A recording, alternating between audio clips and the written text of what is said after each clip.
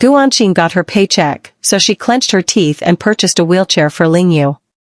At that moment, Manager Du entered to hand out gifts to everyone and approached Guanxin, telling her he had reserved a special gift for her and urged her to attend the evening gathering. While eating, the new staff member wished to raise a glass to Guanxin with wine. Just as Guanxin was about to take a sip, Manager Du intervened and took the drink from her. Guanxin believed it was not needed. Following dinner, everyone returned home, but Manager Du insisted on driving Guanxin back. At the entrance, he nagged Guanxin, presenting her with flowers and declaring his affection for Guanxin.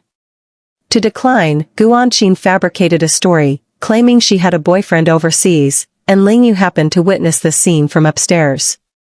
Guanxin brought the flowers home, but Lingu found fault in every way as though he was envious.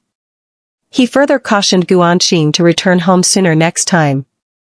The next morning, Guanxin returned with the wheelchair for Lingu to test, but Lingu realized it was a manual type and wondered if it was sourced from Germany. They argued and created a commotion. At dinner, Guanxin appeared to be in a bad mood, prompting Lingu to share jokes in an attempt to cheer her up. Lingu then produced movie tickets, stating he won them in a raffle, and asked Guanxin to accompany him. Guanxin mentioned she was busy, but Lingu plainly stated he would meet her tomorrow night at 8. Consequently, Guanxin might have attended the next night, but her colleagues unexpectedly required her to work overtime, resulting in her missing the film. Guanxin completed work at 10 o'clock. To make it up to Lingu, Guanxin purchased tickets for the newest screening of the film. In the whole theater, just the two of them were observing. After viewing the film and getting home, Lingu appeared as though he wanted to speak but was uncertain. The following morning, Guanxin awoke to discover that Lingu was missing. Guanxin struggled to focus at work, and unable to withstand it, she changed shifts to seek out Lingu. Currently, Lingu was at the residence of Dr. Xiaoishan. He utilized Guanxin's computer to send math questions to Dr. Xiao in order to schedule a meeting. It was revealed that Lingu was pretending to have amnesia. At the hospital, Lingu noticed Guanxin's screensaver and speculated that she could be the old man's love child. Everything was deliberate on his side. He gave Dr. Xiaoishan Guanxin's toothbrush for DNA analysis. Fortunately, Guanxin was not the secret daughter of the old man. Lingu had reached out to his secretary and arranged everything, simply awaiting the fish to bite. Once Lingu emerged, he noticed Guanxin searching for him, and he felt deeply moved. The following day, Guanxin was putting in extra hours. Her co-worker requested the manager for a ride, and the manager consented, asking Guanxin if she wanted to return with them. Guanxin firmly declined, stating that her house was quite nearby. Guanxin returned home quite late after putting in extra hours at work. Guanxin stepped onto an unlit path without any streetlights. Guanxin felt perpetually anxious, fearing that someone was tailing her. She continued to glance behind. Out of nowhere, Lingu emerged from behind. Though initially taken aback, Guanxin felt a wave of happiness upon seeing Lingu and subsequently became much more at ease. Upon getting home, Guanxin's stomach growled from hunger, but Lingu claimed he was famished and insisted on preparing a meal. Guanxin didn't think his cooking would taste good, but surprisingly, it was incredibly tasty. Guanxin consumed the whole pot. The following day, Lingu contacted Dr. Xiao to borrow 300,000 yuan and requested that his secretary deliver it in person. Lingu replaced all of the appliances in Guanxin's house with new ones, and there remained 200,000 yuan, which he gave completely to Guanxin. Guanxin felt extremely joyful. At the office, Guanxin's co-workers were talking about her personal life and even expressed a desire to visit her home for confirmation. Guanxin found no justification to decline, so she was compelled to consent. Inside the car, Guanxin discreetly texted Lingu to tell him to stay out of sight. Surprisingly, upon returning home, Lingu not only didn't conceal her actions but also employed a foreign chef to prepare meals, play the violin, and act as Guanxin's foreign boyfriend, presenting gifts to all of Guanxin's colleagues, which fully impressed them. Once they departed, Guanxin finally understood that the 200,000 yuan Lingu had given her was what had been spent. causing her some frustration. The following day, once Guanxin had gone to work, an unfamiliar woman arrived at her home.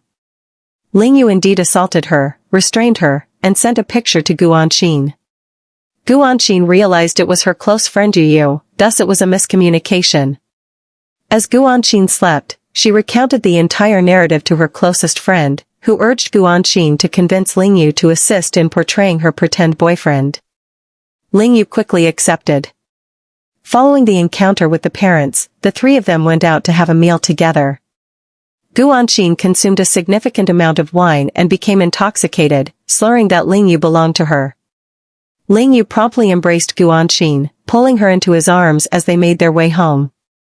The thoroughly intoxicated Guanxin appeared to accidentally reveal her emotions for Lingu. Her closest friend gazed at the pair in astonishment.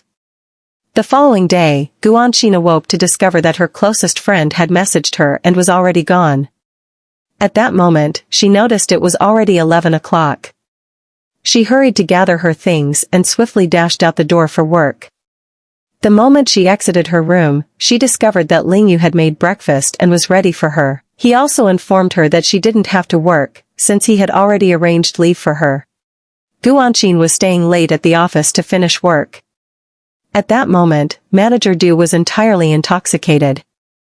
Upon encountering Guanxin at the office, he was overwhelmed by his feelings and seized Guanxin, pushing him into a corner. Guanxin desperately sought to flee and concealed himself in a locked chamber. Confronted with Manager Du's frantic pounding on the door, Guanxin felt terrified and remembered troubling moments from her childhood. Just as Manager Du was ready to smash the door and Guanxin was on the verge of collapsing, something unexpectedly struck the back of Manager Du's head. It was Lingu. He noticed that Guanxin was still absent and arrived at the company to find her. The following morning, Guanxin arrived at her workplace and noticed her co-workers were acting quite oddly. Manager Du was gathering his belongings and departing. It was revealed that someone had accused him of altering accounts, leading to his dismissal. Upon opening her locker, Guanxin discovered it was loaded with presents from her co-workers. Upon arriving home, Guanxin held a heavy bag of items. Lingu inquired whether she had gotten a bonus. Guanxin stated that it was even more absurd than a bonus and described the events that occurred that morning. In reality, Guanxin was unaware that Lingu had orchestrated everything. Upon waking up in the morning, Guanxin stumbled upon Lingu's file bag beneath the sofa.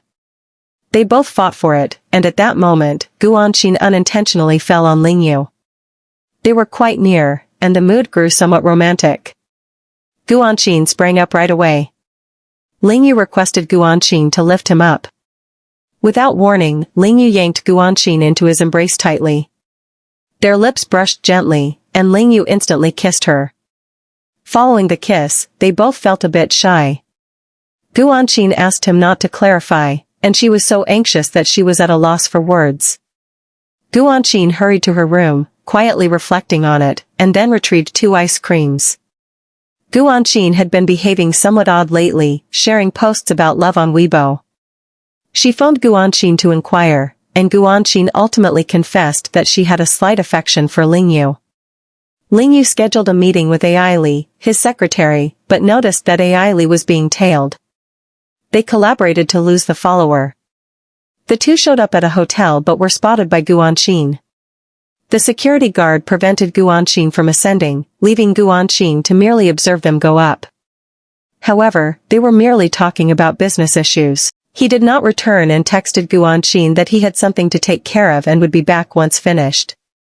Despite having numerous questions and things she wished to inquire about, Guanxin remained silent. The meeting of the shareholders took place. Just as Ling Feng expressed his desire to guide everyone in building the company together, someone unexpectedly showed up and stated that he did not agree. This part ends here. I'll upload the next part for you, so stay tuned. Don't forget to subscribe to my channel, and if you enjoyed this recap, give it a like.